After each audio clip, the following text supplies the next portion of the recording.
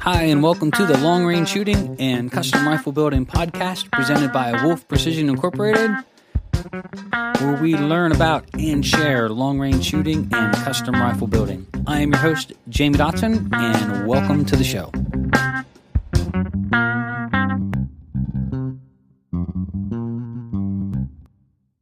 Hi, and welcome to episode 201 of Wolf Precision's Long Range Shooting and Custom Rifle Building podcast. I'm your host, Jamie Dotson, and welcome back to the show. In this episode, we're going to continue on our series about the number one way to improve your accuracy. And in doing so, we're talking about caliber selection and picking a rifle that you can actually train with and shoot better, and giving you true real-world examples of how you can get the recoil down and some options when it comes to hunting rifles and actually how much killing power some of these rifles have.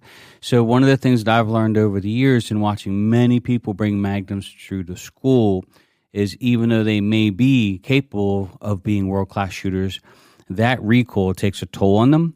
And I can't say to date that I've ever seen a Magnum win our Top Gun hat. It's one of those things. It's just uncomfortable. You're not going to be on your A game. You're constantly getting thumped on. And we're trying to give you some real-world alternatives to look at when it comes to reducing recoil and shooting better. And what I'm really trying to highlight in this episode here is we're talking about having new shooters, young shooters, or our better halves, our wives, girlfriend, getting into this type of shooting and then getting into hunting and taking someone to the range shooting a 223. That's very enjoyable. Everybody really gets a kick out of that. Handing them a 300 Win Mag saying, hey, I'm going to take you out and introduce you to the world of hunting. Well, we know where that's going to go. So let's talk about the 6.5 Magnums, one of my favorite. Got a fair amount of experience with these, and talk about some things you can do to actually get the most from them.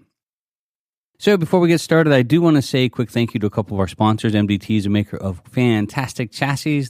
They make a ton of different models from the new Timber, which we have on our website now, which we have all sort of grown a liking to here, to their ACC Elite, which is their top-of-the-line tactical chassis. So one of the things, if you want to shoot great or if you want to shoot better, is get a stock that fits you properly. And to do that, you can stop over to mdttac.com and look at all their fine selections today. We'd also like to thank TriggerTech.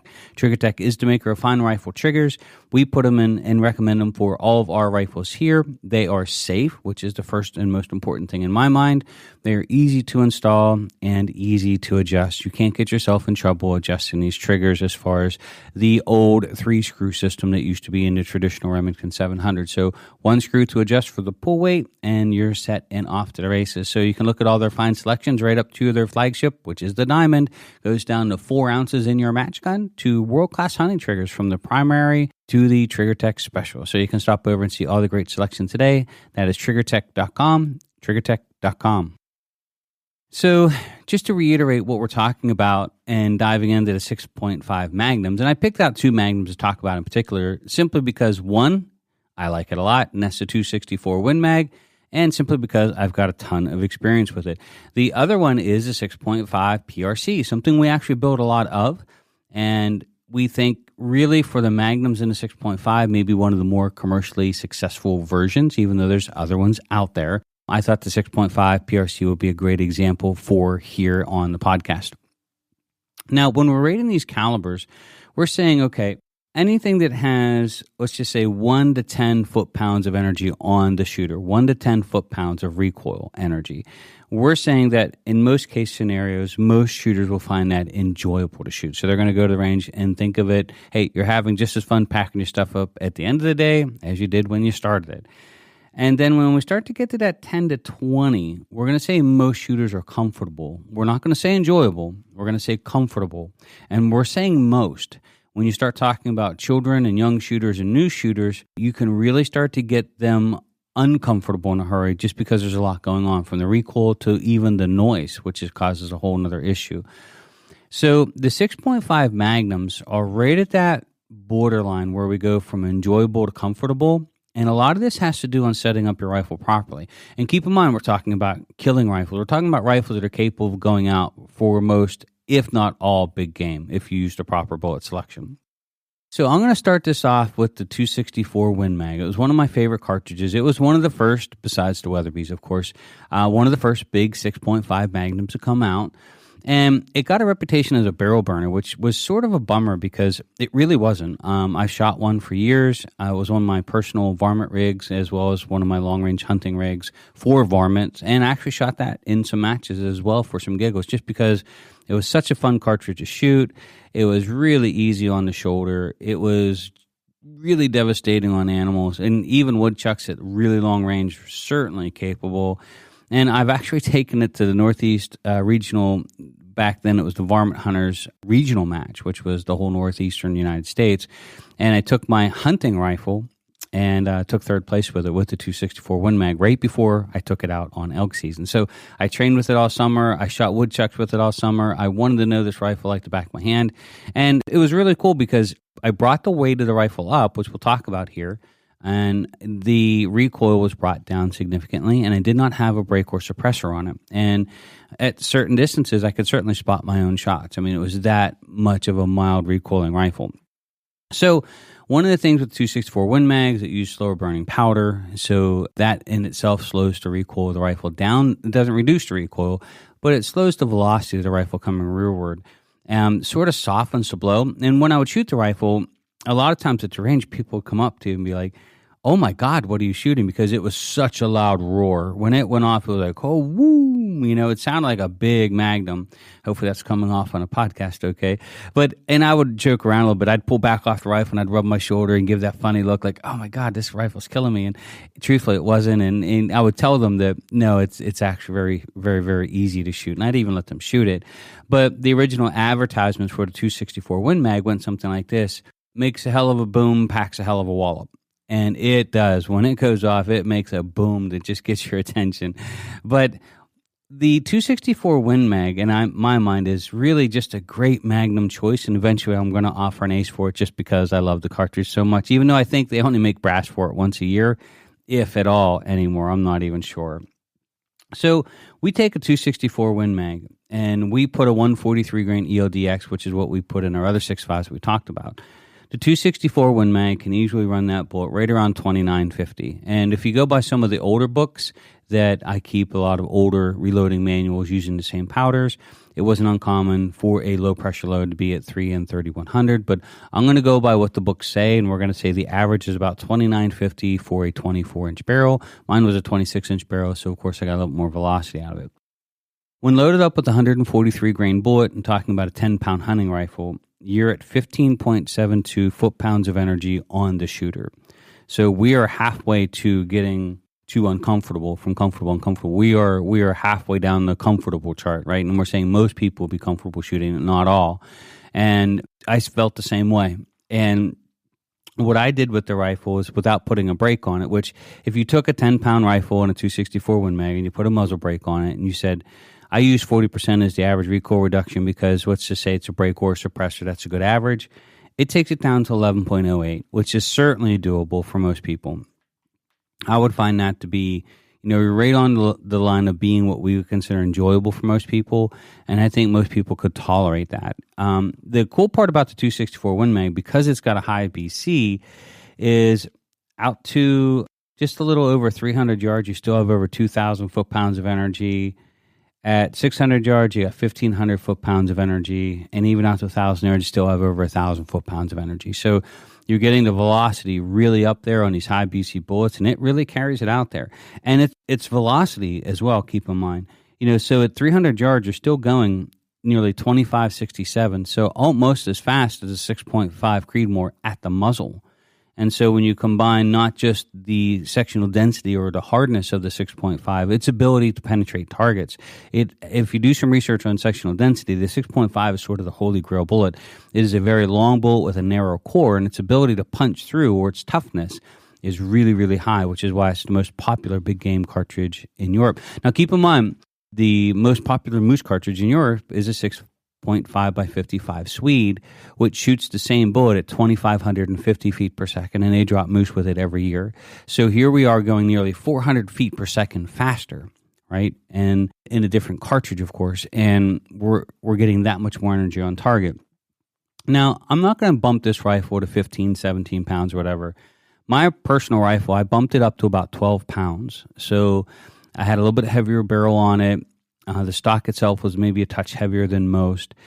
And one of the things with adding weights to rifles is it does really reduce the recoil without affecting the rest of the rifle all that much. In other words, carrying a 10-pound rifle and a 12-pound rifle all kitted out, it's a little more miserable, but it's not crazy miserable, right? It just, you go to the gym once a week for a couple months and it feels like a 10-pound rifle again.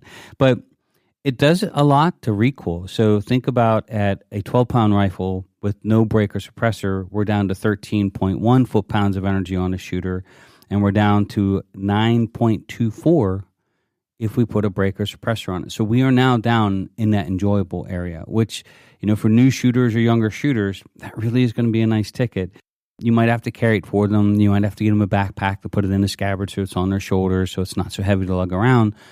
But if they're happy and are enjoying and having fun shooting, there's a chance they're going to do it more with you, would be my point.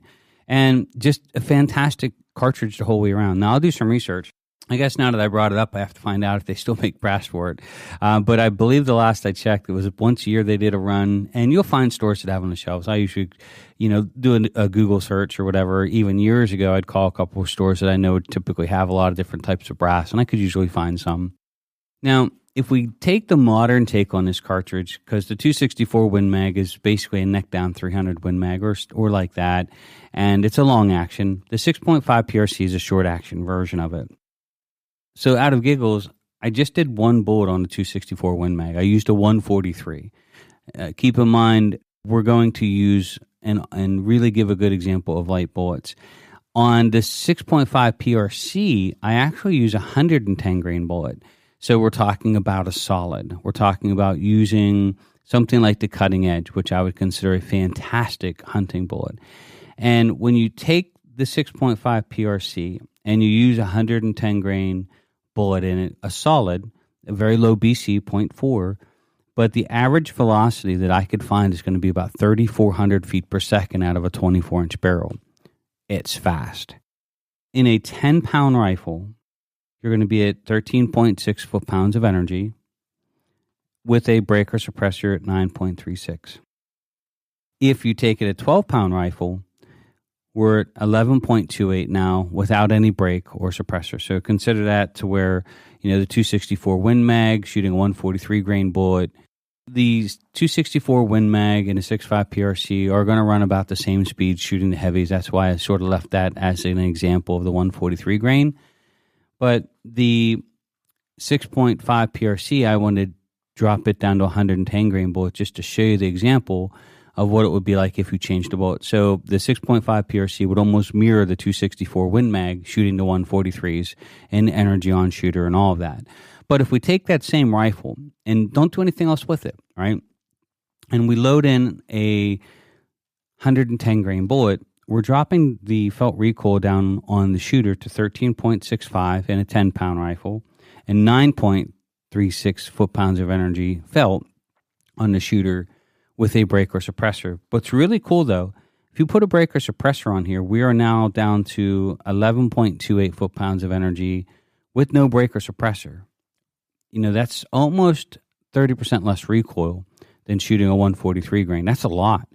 And then if we up the ante and we put a suppressor on this rifle or we put a muzzle brake, we're down to 7.8 foot-pounds of energy on the shooter. That's in the enjoyable, right? That is almost mirroring or very close to a 90 grain bullet coming out of a 22 Creedmoor at full velocity. That's how easy this is going to be to shoot for new shooters.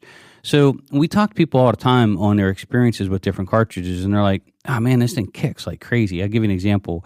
I have an uncle that was very close to me. He was almost like a brother, and in fact, he was only a year or two older.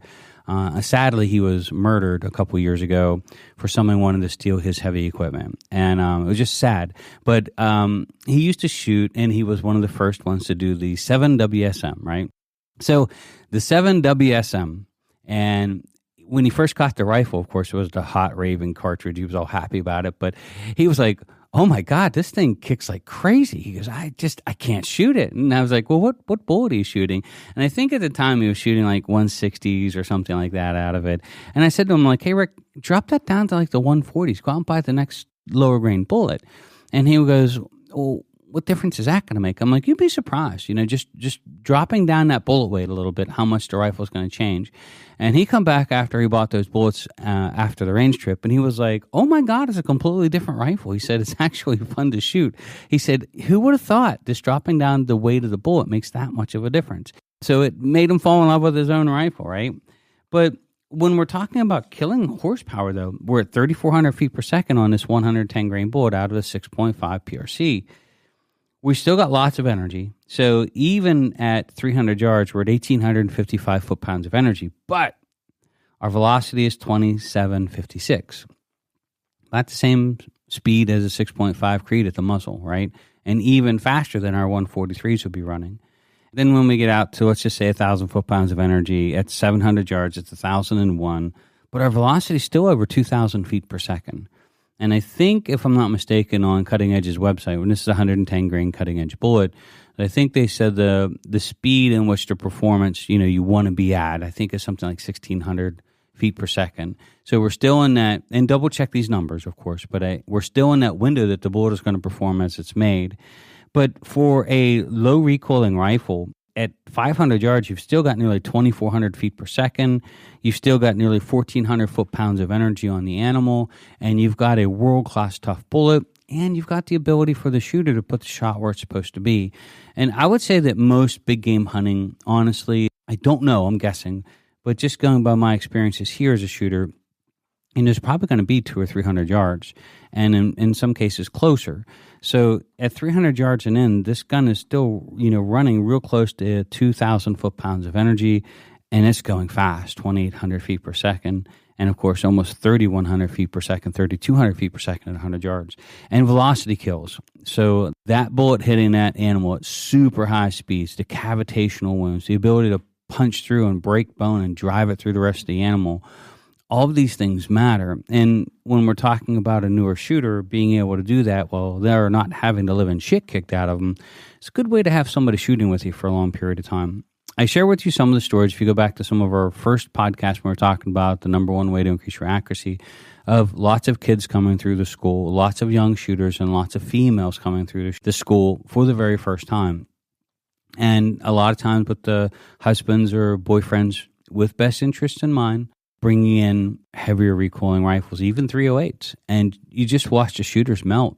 They're just not used to taking that kind of punishment. They don't think it's part of the game for them to get knocked around and get beat on, so they want to enjoy it. And as soon as you start to introduce that into it, they're like, yeah, I'm not a boxer. I don't want to get in the ring and turn this into a slugfest. That's not fun for me. So that's why we're really talking about this. And I think even a lot of grown men, even though we all want to be able to shoot the biggest caliber because there's some machoism to it, I guess, and there are Magnum shooters out there that can shoot these big calibers all day long and not really be affected by it, but there are a lot of people out there, I can give you many examples of, they'd rather not. They do it because they're told they have to. They have a guide that says, when you come out here, you have to have, a 300 Weatherby or bigger. And I get their intentions that if it's a bad shot, there's a good chance they'll kill the animal. I would rather not have the odds going that it's going to be a bad shot because the shooter can't shoot the rifle. So my advice is always to the hunters that are going out on these hunts, don't go out to prove a point with the smallest caliber possible. Pick the caliber that's right for you. Pick the caliber that you're comfortable shooting. Pick a caliber that you can go out on any day of the week at 300 yards and drill the center of that target. You're just fun to shoot with, fun to practice with. And then explain to the guide why you shoot that cartridge. Hey, this is the cartridge I shoot because I'm not a big recoil guy. But I will tell you this, I practice my butt off with it. You give me the shot, I will put it on the money every single time. And then if that doesn't work, then just remind them who wrote the check. And sometimes that's just enough to get you in the door. Practice with it. Don't go out there undergunned and be putting bad shots on animals. It's no better than going out overgunned, right? But just try to stand your ground. Don't get yourself in a situation where you're just not comfortable shooting the rifle you're being forced to take. So I want to give you a couple quick updates here. We're going to post up some new videos this week. Adam's doing a little maintenance video. I'm going to talk a little bit about CAD and CAM here. We're going to post up probably on Friday. And we're getting ready to get our barrel vices into production, which is pretty exciting. We're getting a lot of CAD and CAM work going on in the background as we speak, setting up new parts and pieces and products. And it's a really exciting time here. With the new machines, we have a lot more capabilities and all the things that we can make, all the products that we think we can do better, offer the customer something better. And I always remind, everybody out there that even at shows and stuff, one of my biggest goals is to really try to make a rifle that everybody can afford.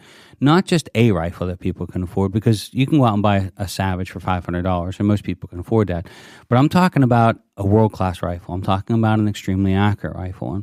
And I want others to be able to go out and experience what it's like to have an incredibly accurate rifle, and actually for the masses to eventually be able to afford it if they would like to have a world-class rifle. Now, we are working towards, and eventually our rifles are going to be sold as individual components with the intent of the customer putting them together themselves. We really do believe that the bolt action rifle market, especially in the custom world, it's going to get its act together, and you're going to be able to buy world-class components and change parts out. And one of the reasons we do it isn't because it's just a cool thing to do. It saves the customer a lot of money, and the fact that there's some things in there that we don't have to charge. And the other part of it is when you buy a rifle at this level, it's not a one-trick pony then. You can change out a couple parts and pieces, which will be a lot of the videos coming up through this fall and winter, that you can take your 6.5 PRC in your hunting rifle and you can do 2 small tweaks to it. Now it's a 223 for your kid to go out and practice all summer long. And really, a lot of people are nervous taking rifles apart. A lot of people are nervous building rifles. And our goal is to change that. We've done this for years. I've personally done it. I'm not wealthy. When I started shooting, I'm still not wealthy for any stretch of the imagination. We work really hard, and all of our money goes back into our business here and growing our business. But that being said, I had a great rifle. And I got the most from it by being able to change out some of the parts and pieces, by being able to change it over to my trainer and train with a 223 barrel, then swap the barrel out, use the same scope, and take it to a match with a new caliber on it. And I think that's where these rifles belong, and getting people comfortable changing out the parts. We just had some law enforcement come through. We just delivered a couple sniper rifles. And it's funny that even that, we were explaining to them when we took the rifles apart to clean them, that we take the scope off, we take the stock off, we take it down to the barreled action, we put it in a vise, we give it a good scrubbing, and the funny look was like, yeah, I thought you weren't supposed to take the stock off, and it's like, we do it all the time. We do it every week.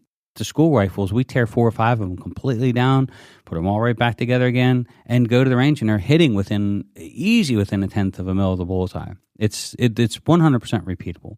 And we've done this for not just 6 months, not 6 years, but close to 20 years we've been doing this, with taking the rifles completely down and rebuilding them back up and taking them off. We've even taken barrels off and putting them back on and take them to the range. And as long as everything's tightened down to the same spec, that same barrel and that rifle is going to hit the same spot. It's sort of amazing. So we want to get people comfortable in taking the rifles apart and building them together. Now, we were blessed at our facility here. We got about 10,000 square feet, which is big for us. We're a small family-owned and operated business. But we do have about, I would say, 250 square feet, maybe a little more than that we're going to dedicate to a armory for gunsmithing classes. Now, that's not coming soon, and you won't see it on the website within the next week or two. But this fall and next spring, we plan on bringing people in for, consider like level 1, 2, 3, 4 classes, like 1-day class, 2-day classes, 4-day classes, master classes, how to bet a rifle, and have the ability for people to come in and use the armory when they need help, when they want to change out parts. They want training on it. So we're actually going to build, and hopefully be one of the first in the bolt action world anyway, put up a facility that's designed not just to sell you a great rifle, but to give you the experience of coming in to learn how to build it and take it apart. Now, all of this is possible from the ACE, and we're going to dive into a whole video series talking about the ACE. We don't talk enough about why the ACE is so important to the rifle, and to a lot of people, especially in the gunsmithing world, it's a chamber job. And how important it is to have that ACE as a standalone entity when it comes to the union of the receiver on one end and the barrel being connected to it on the other. Keep in mind, that ACE holds the round. That is the start of the rifle. And the ability to connect the barrel to the front perfectly straight and true to the lands and grooves, and the receiver is where the magic happens. That is the start of it all. But it really all starts in the big picture of having the ultimate repeatable process to build world-class rifles. If you could encase that rifle cartridge with a piece of steel, that's where the magic starts with a rifle. That piece of steel that surrounds that round and then connects the rest of the rifle together, and that's the ace. So we're going to do a lot of video work trying to really go into detail on how and why it really is that important at this level to repeatably deliver a world-class rifle to the customer over and over again. We do have our third video being released for our reloading class. The Wolf Pack is up and live on our website. And what we did with the Wolf Pack is it is a community. There is a monthly fee for it. It is all of our schools being posted up that you can attend online.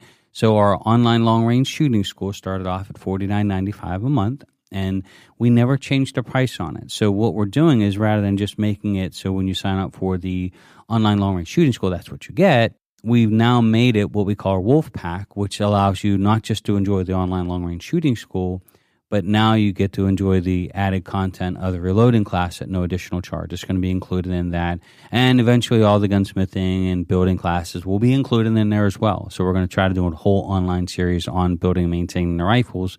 And that's going to be on there as well. And it's all going to be covered under the umbrella of what we call the Wolf Pack. So if you join us, we really appreciate it. I believe we have 100 and some people now attending the different classes here remotely online, which we're excited about. And it's slowly growing. It's been a lot of work up to this point, but a lot more content to go. We certainly appreciate everybody joining us.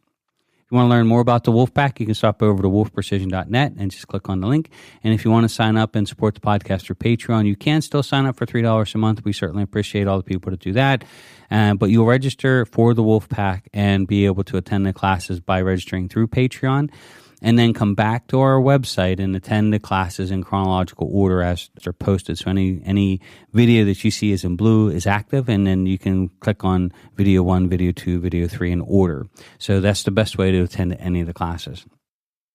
So next week's classes, we are going to dive into two 7MMs. We're going to talk about the 7mm08 and the 7PRC. One is a short action version, one is a long action version. And here's where we're going to start separating out enjoyable and comfortable and start getting into some uncomfortable things. And this is that sort of magic line.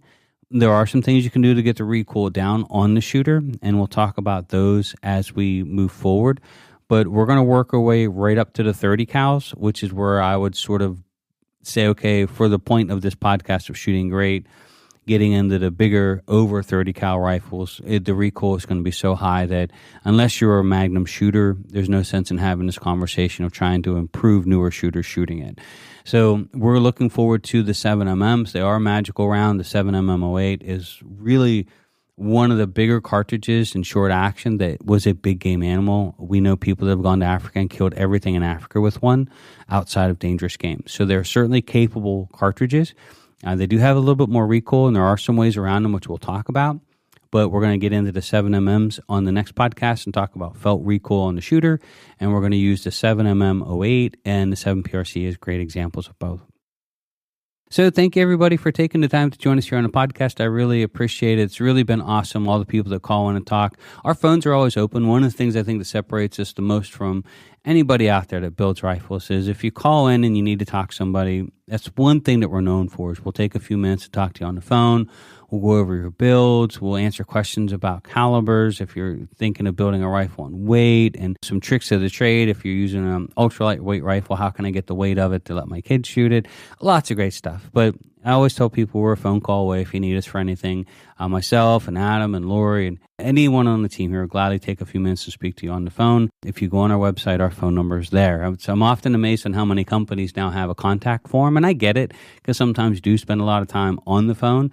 But isn't that sort of the point, to make a connection with the customers and actually help people? You'll see a lot of them now just have a contact form to send something in, and someone will get back with you, usually via email. I hope we never do that. I really, really do. I hope we're always able to have some staff here that's able to pick up the phone and talk to you. And you can always call in and ask any question. You can also email us at any time. But anyway, so thank you, everybody, for taking the time to join us. We really appreciate it. It's always been our pleasure here. If you enjoyed the podcast and you would like to leave a nice comment down below, that really helps us out a lot on our ratings.